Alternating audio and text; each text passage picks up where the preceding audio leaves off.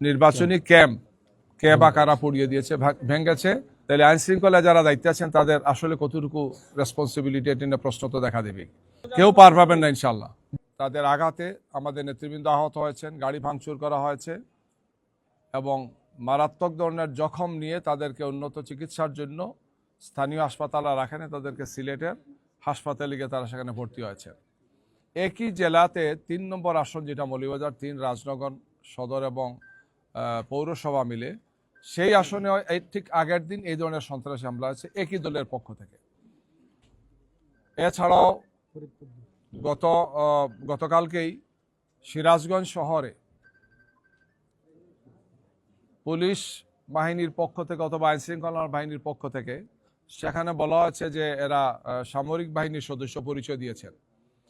তারা মাইকে ঘোষণা দিয়েছেন যে এই মানুষগুলো যাদেরকে যদি আপনারা পান, এলাকাবাসীকে আহ্বান জানিয়েছেন যে তাদেরকে গ্রেফতার করে আমাদের হাতে তুলে দেন।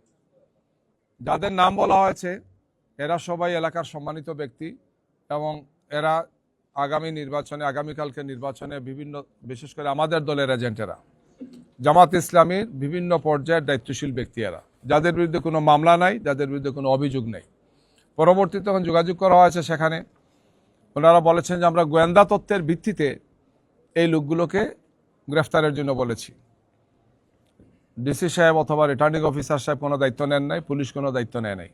আমরা এই বিষয়গুলো পরবর্তীতে লিখিতভাবে জানিয়েছি যে এই ধরনের কোনো ভূমিকা যদি কোনো বাহিনী রাখেন তাহলে তিনি আইনের কতটুকু সম্মান তিনি দেখেন আইনের প্রতি।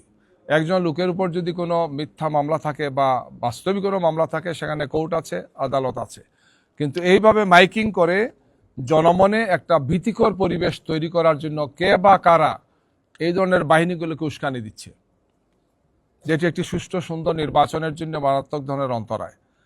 ফরিদপুরে একই ধরনের ঘটনা ঘটেছে, ফরিদপুর 2 নম্বর আসনে একই ধরনের ঘটনা ঘটেছে। সেখানে যারা আমাদের নির্বাচনের এজেন্ট হবেন, দায়িত্বশীল যারা আছে, তাদের উপর হামলা হয়েছে, আঘাত করা হয়েছে, তাদেরকে ফিজিক্যালি অ্যাসল্ট করা হয়েছে। একই ঘটনা ঘটেছে নেত্রকোনা ঘটেছে, মানিকগঞ্জে ঘটেছে এবং বরিশালে ঘটেছে, পটুয়াখালীতে ঘটেছে গিয়ে। মানে একটার পর একটা ঘটনা এই ধরনের ঘটে যাচ্ছে, হামলা হচ্ছে, আঘাত করা হচ্ছে, ক্ষতিগ্রস্ত করা হচ্ছে। এর পাশাপাশি আমরা আপনাদেরকে আগেও বলেছি যে ঢাকা 15 আসন যেখানে বাংলাদেশ জামাত ইসলামীর আমির ডাক্তার শফিকুর রহমান সাহেব ইলেকশন করবেন, গত রাত্রে তার 12টি নির্বাচনী ক্যাম্প কে বা কারা পুড়িয়ে দিয়েছে, ভেঙেছে, একদম টোটালি ডেস্ট্রয় করে ফেলেছে।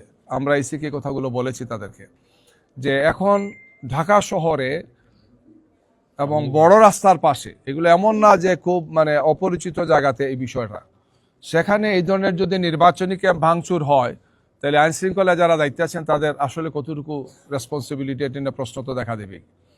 আমরা তাদেরকে বলেছি এই সমস্ত বিষয় কোয়ারি করে ব্যবস্থা গ্রহণ করার জন্য। এর আগেও একটা ঘটনা ঘটেছে গতকালকে, সেখানে একটা লিফলেট আপনারা দেখেছেন কে বা কারা ছেড়েছে যে বিকাশে টাকা দেওয়া হবে, আপাতত অ্যাডভান্স তো দিলাম, বাকি এত থাকলো, আর আল্লাহর উপর হাজির নাজির দিন, এগুলো কাউরে বলবেন না বলে আবার এটা লিফলেটটা ছাপানো হয়েছে, ডিস্ট্রিবিউট করা হয়েছে।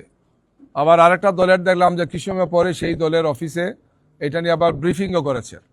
কিছু সময় পরে সেই দলের পক্ষ থেকে এখানে এসে আবার বলতেছেন যে একটা বিশেষ দলের পক্ষ থেকে টাকা বিতরণ করা হচ্ছে। এগুলা কি কোইন্সিডেন্ট, একটার সাথে একটা রিলেটেড কি নাকি?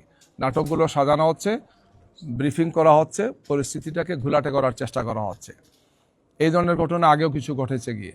আমরা আশা করি যে এই ধরনের অন্যায় এবং অন্যায্য পদক্ষেপ কেউ গ্রহণ করবেন না।